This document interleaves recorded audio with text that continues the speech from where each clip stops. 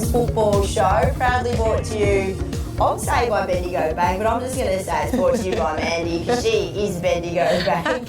Good morning, Mandy. How are you? Yeah, I'm good. Yeah? Thanks for having me. I'm bloody happy you're here. I ran into you at the Mornington game a couple of weeks ago and had a little chat, and you come up with some good ideas for the show, and I'm like, hey, you just bloody be on it, and then we can go from there. And I'm here. Yeah. Thanks for twisting my arm. you did say to me, well, we're trying to get the whole gang on, but I think we've started with the best. We'll work our way down. Don't know about that, but yeah, we'll go with that. We'll roll with it.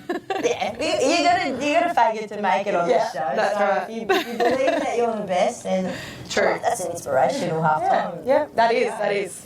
Coaching for me.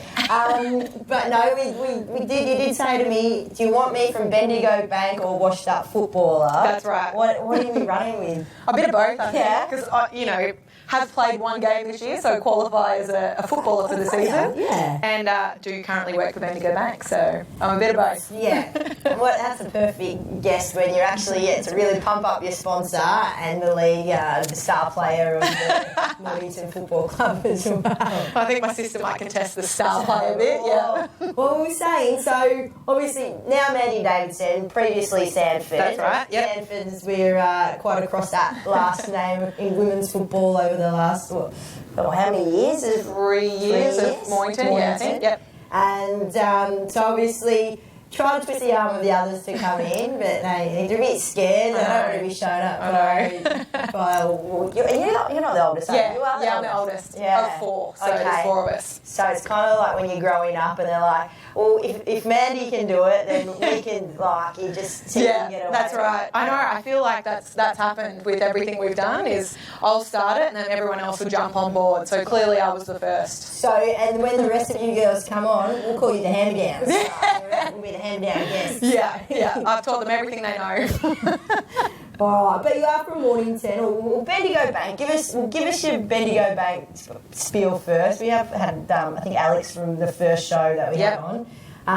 But you pretty much just, you were telling me off air, it's a cushy job that you pretty much just look after people, keep them happy, have a wine or a cup of tea with them, depending on the AM or PM That's hours. right. Well, I guess it's a little bit about the community, a lot about the community and what we're doing in it, and you've got to go along and be out there and meet people and go down the footy and chat to people to get out what we're actually doing, and we are doing a lot out there, and supporting the obviously South East Women's Football League with Bendigo Bank behind it. That's a great thing on the peninsula. You can see the growth even in the last 3 years of women's footy. And I don't know if you know, but I was involved at South Mornington Women's Football back. So we were probably nine years ago there roughly when Don Kemp started that, and we were the only ones on the peninsula back then. That feels like forever ago. I remember girls playing in that nearly 10 years ago. Probably even more than 10 years because I think I'm younger than I am, but I'm not. So are they still going though? No, so South Mornington Tigerettes became the Seaford Tigerettes. So the progression there, so it's fantastic to see Seaford and the Rets really become as successful as they have been and have their VFL team that they had.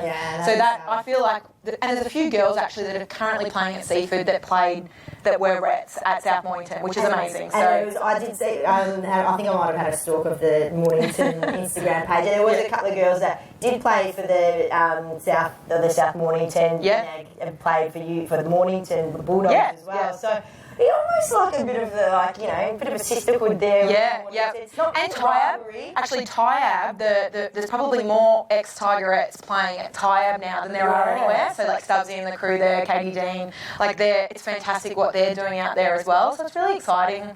We're pretty much like the AFLW where we're not worried about I'm not saying it's not loyalty, but we're all just there to pump each other up and good on you if you go, expand yourself to another club. And, definitely. But no, I think it's very good. And obviously, we don't like to mention the other sport too often on this show, but you obviously, I remember you from back in the day, played a bit of netball for Somerville. That's right. I heard a little rumour they might be thinking about getting a football team. Oh, really? I hadn't heard that. That's exciting. Okay, breaking news. Yeah, heard it here first. A little flashing thing down there. I might be making it up if I haven't. We'll call Christy maybe. She knows everything out there. The Bendigo Bank Somerville legal football team. That's right.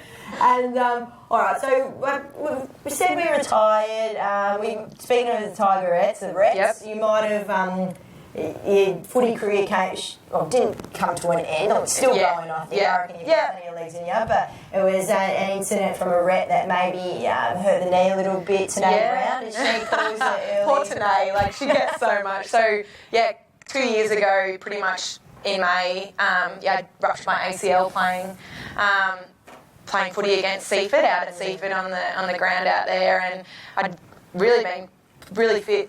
I'd actually got married in February and worked really hard on my fitness to look good for my wedding, obviously, but was really fit and healthy and really enjoying footy. And then unfortunately, just came down funny when I went out for a mark after, half-time break, and just felt my knee kind of push backwards, and I didn't think much of it. I went down fairly hard and got stretched off, and then after the game was walking around, thought nothing. And awful thing with ACL. Yeah. So, and I didn't hear a pop, and I went to the physio a couple of days later, and he was like, "Look, I think you're actually fine, and let's just see." How much optimism I know. He's like, I think it all looks right. You look pretty good, and then went and had an MRI just in case, and got the bad news that I'd done my ACL. So did all the prehab, had the surgery up here at Bullera, and it was amazing. Actually being part of the footy team, the girls really got around me, and Vicky. They're still a part of it. That's the best thing. Yeah. There's not too many good things about being injured.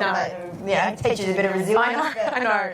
At least you're still a part of it. The girls would have got around. Yeah, and coming off winning a premiership the year before, we had a really tight knit girls group, and my sister Vicky, my younger sister Vicky, who's still playing, she hijacked my Snapchat for the day and actually Snapchatted while I was, had some, gas and everything, and it was very funny. So I think everyone got behind it, and it was great. So, and I was still involved at the club well throughout my injury, and we've had a couple of ACLs in the last 2 years that the girls are now coaching and being involved with Ginger Parker and Emily Rylance. So it's good to see people still being involved and learning coaching and things. So absolutely, learning it. I've been touch wood, whenever we want to have to do an injury like that. But I guess that's it. You got to take a positive out of it and learn other skills. That maybe you'll be your dad one day, and you'll start to take over the centres and take over the coaching reins. But you mentioned Vicky just before, but your other sister Fiona also plays. So they both played Div 1 at Mornington.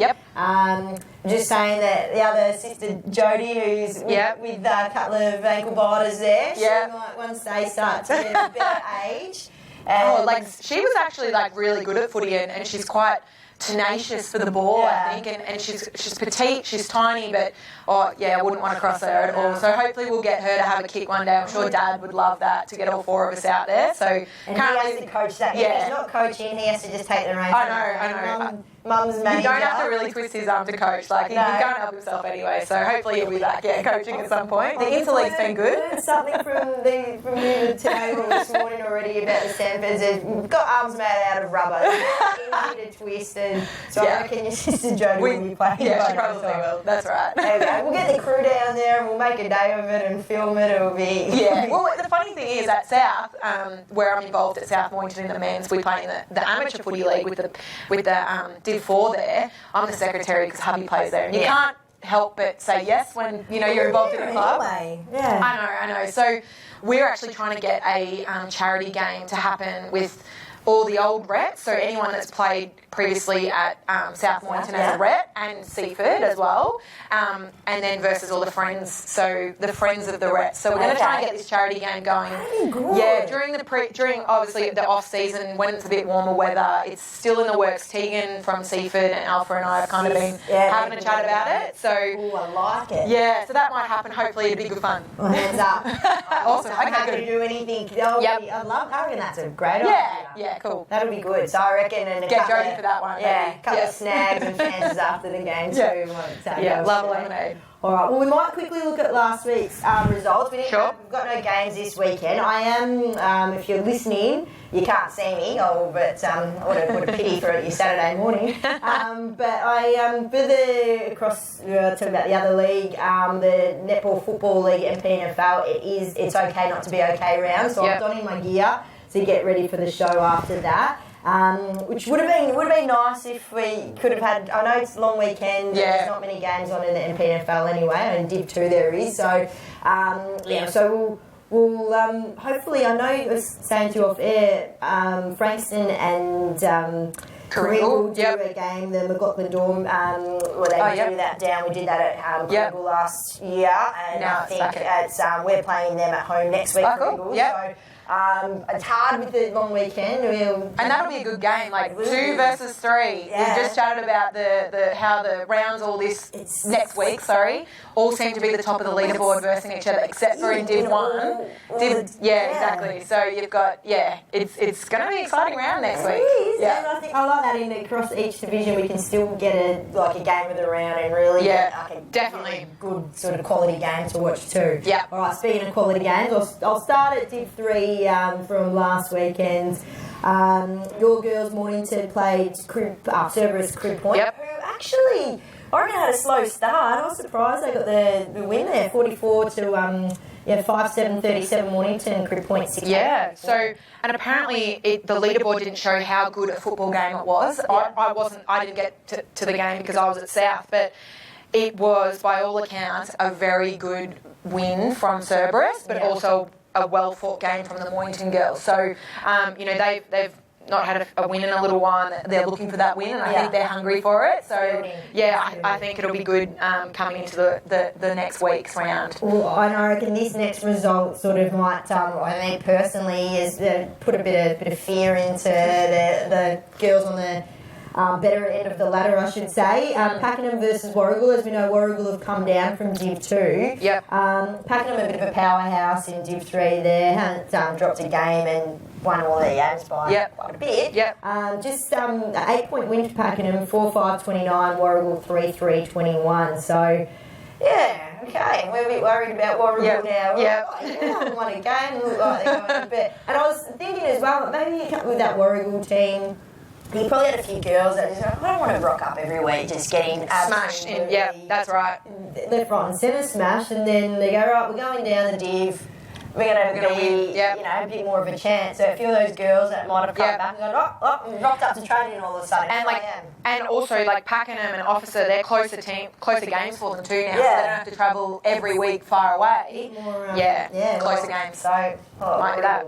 Have Pakenham actually played the top teams as well? No, we guys haven't played them yet. I think Red Hill they've got next week. Yeah, so that'll be. And then Kooringal maybe. So I don't think they have. Yeah. It'll be interesting few weeks when we start to get play that those time already where we're starting to mould the ladder. So, all right, Red, good work, Warragul. Well, we're really happy to have you. Really happy. Welcome.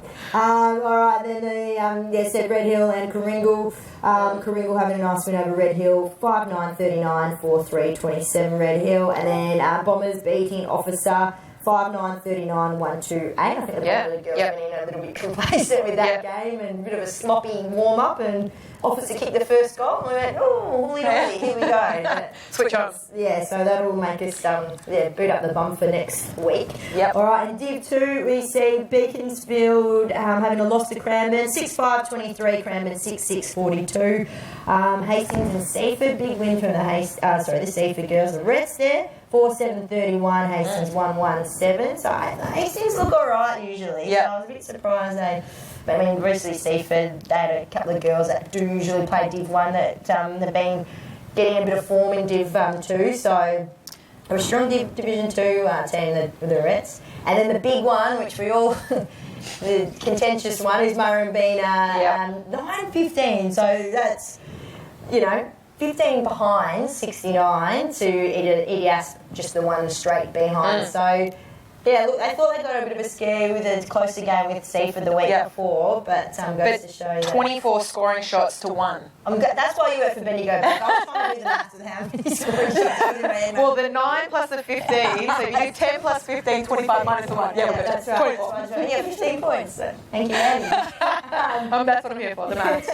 So, look, there you go. They're not slowing down at all, the Bendigos. And that's I posted on our page this week of how been in the league since 2017 and have yet to drop a game. Murrumbeena. Yeah. In the... It's still with their other league, and they're now in this part one, the SUF. So, yeah, yet to drop a game in there, just in, I guess, since they've been a team. So. And is that since they've had...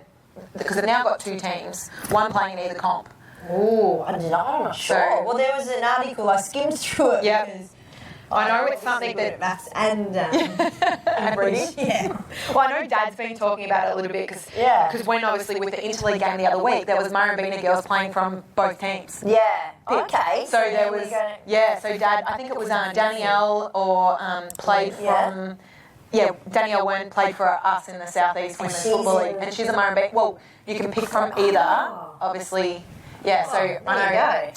Yeah, interesting. The fact we're bringing you the facts. Anyway, that was a big win. Yeah. Then Tyab versus Pearcedale. Yabbies had a lovely big win, 11-6-72. Pearcedale, 2 straight goals, which is a very rarity, actually. Yeah. I've just got to comment all the behinds in women's football. Better be careful what I say after that sentence. There is a lot of points, so we know we get extra running if we kick more points than goals, and I feel like if that was going across the board, we'd be a fit lot down in the soup. Yep. 11-6-72 tied, as I said, Pearcedale 2 straight goals, and then Eastern Devils versus Sharks 1-3-9, and the Sharks 2-5-17. Low scoring one that on the Sunday, which the weather was... The rain held off. We played, I think, at 2 o'clock. Yeah. And it held off till after the game. So I don't know if that was across. I mean, it could have been anywhere. All right. And then Div 1, we see surprising result for mine. Mornington's still pretty strong. Your girls down there in Div 1. So again, apparently, first quarter we did come out and look really good, and probably gave Seaford a little bit of a scare. Not necessarily a big scare, but did say, hang on a minute, we're here to play footy. Yeah. And then, we just got run over the top. Just smart use of the ball by Seaford. Just they look like a really strong team. They are a really strong team. They are good. A couple of these other results, I think, and they're sitting right on top of the ladder, which we might come to in a moment there, but I think that's a massive confidence. Yes, the print is very small. I know, I had to really look in there. No, you're right. I think they're just coming together at that right time now. I think they're a bit worried about the Sharks and their fitness. But we'll go through those results. So Mornington 4-3-27, Seaford 12-12-84. Port Melbourne versus Bass Coast. Port 8-8-56, Bass Coast 1-3-9. I saw a bit of Port play against your girls a couple of weeks ago. They're looking good. Yeah, right on the bus. They did look really good. Like we were obviously out there having a chat and a lemonade, and I just their use of the ball was so smart and just clean kicking to marks to it just looked sharp. I really enjoyed watching it. So I'm glad to hear that because it's Port Melbourne. I've mentioned on the show previously that they're such a strong football name in the history of football that I was a bit worried that women's team was just going to get lost a bit and not be successful. But maybe they looked fit. They looked good. Because I think they might have had a little bit of a drought for a few years back where they had numbers not coming through, and so I think they've done a lot of work to not rebuild but just strengthen, and it's starting to show the work. It just looks like they've put a lot of work in, and it looks great. That's good. I'm Port girl. Yeah. All right, and then Cranbourne having the bye, and then the game of the round from last week, Eastern Devils versus St Kilda Sharks. Eastern Devils, really big win over Sharks, who are meant to be the team to beat. 7-10-52 to the Sharks, 2-3-15. So, on to the Devils, girls. They're just really making it, sitting second on the ladder there. We'll go across to that. Seaford's in on top with the one loss, and then the Devils they've only played the full game, so they're sitting on the one loss as well, but just sitting behind Seaford second there with only the 3 wins. It's starting to shape now. Then Cranbourne on the 3 wins and 1 loss. St Kilda on the 2-2, which that's just sort of either way. They were sitting pretty good up the top there for a little while. So interesting sitting 4, which mind you, this just does my head in about Div 1. That it's just the top. It's just the 7 teams, and that's the top 4, and then the bottom 3. I feel like on like Monday Night Netball, where it's like the divs split and the top 4 play and the bottom 4 play, and they get to have their own finals. It should be that. Like, we should play finals anyway. Everyone gets a medal. That's how it works now, doesn't it? That's what I like about this Div Div 1, whoever finishes 5th is going to be a very good team and very unlucky to miss out on the final. So, the Port Mornington and Bass Coast down there on the 7th position. Yep. Div 2, Murrumbeena, just crazy percentages, 6, like really, really small, have to get right down there close, 43%. That was 643% they are there. Not a loss, 5 straight wins. Crownman haven't dropped one yet either, sitting second but on 136%. Tyre for 1, Seaford on the 3 and 1, Hastings 2 wins and 3 losses, so it sort of drops there. But I reckon that sort of Div 2 is going to shape up a bit for that top 4. Yeah, not move too much. I'm interested with that Div 2, the next game where Murrumbeena and Tyre play at Tyre. Yeah, I reckon that. I think it'll be a good game. Like, it's 1 versus 3, and Murrumbeena haven't played those top teams yet. I think that, and Tyre the 3rd, so it's at Tyre's home. They always play well at home. They'll be hungry. They'll be so hungry. I'm gonna tip the old the girls out there at Tyre. I'm gonna go them over Murrumbeena. We see that's on next Sunday. I think Saturday 2:30. 2:30. So if you're not doing anything down at the pond, get to the pond. It could be on. Yep. Hopefully it's a nice day. Well, because we haven't got any games, I won't go too much, and we sort of touched on the ladder of the other ones anyway, and just more wanted to focus on that Div 1, because we are about to wind up shortly, and I might bring you some top goal kickers next week too, actually, because we don't have a game this weekend. We'll pump up there, so I won't be able to have too many results to talk about next week. I need to save some content, All right, Mandy, well, we're winding up. I really have appreciated you coming in. No, my pleasure. I reckon I'll have you back. Yeah. We'll just get all the Sanfords. I know, I think we should get everyone. We'll just get the family, we're all footballers. Get one of those extended tables where you had with the family dinners. That's right. Dad's a coach, Mum's a team manager, Jodie's there as a supporter, and, making all the future babies that they're going to play. And I won't even turn up. I will just sit off the other side of the camera and it'll be a family. The thing is, we won't get a word in with Dad, so. I've seen him on Game Face show. He doesn't mind the chat. He does know what he's talking about, though, so it's always good. All right, well, I'm going to finish with my Fast 5 for you. So, Fast 5 questions is going to be... I didn't have this one written down, but I might just put you this one. Cool. Who's the better footballer out of Fee and Vicky?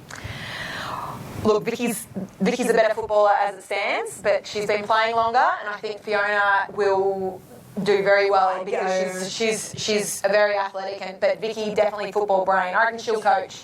Okay, watch out, Vicky. You just might be surprised by your sister there from this one saying it. It's a good competition. You can't have a favourite. No, come on. No. All right, let's get these ones out. Fast 5, nice and punchy. Yep. Let's go. All right, work promotion or team premiership? Premiership, 100%. There you go, Bank. Just finish. You don't have to do anything for a while then. All right, dropping a chess mark in the goal square or kicking the wrong way out of a centre bounce, resulting in a possible goal for the other team? Or, look, I get a lot of stick because I have dropped a couple, but I've asked the girls about the kick last year, my first game back, it was terrible. But I'd probably say I'd rather get the ball to ground because I know I back my teammates to be able to get it and get a quick snap in there. Brody Bond would probably get Snap City all over it. Well thought answer there. All right, you're on the winning a game and you all together, arms around each other, singing the team song. Just your team, or club function and the whole club arms around each other singing horses. Oh, probably horses. Just because horses. Come on, you got me with that one. All right. I did ask you which footballer was better. So there we go. We can drop one question off. All right. Who is the captain of the men's Mornington senior side? Bakes. Well done. But he's injured, so I don't know who's stepping in while he's injured, but he's injured. Seaford had the same thing. So there you go. The girls do know the male footballers. They're captains anyway. And a quick shout out to the Mornington girls because they said I had to give them a shout out. And Ellie Travica, get her on Tinder profile. I don't have her number, but she said to give her a shout out and wanted her number out there. So get on Ellie Travica. Ellie Tindica. I like it.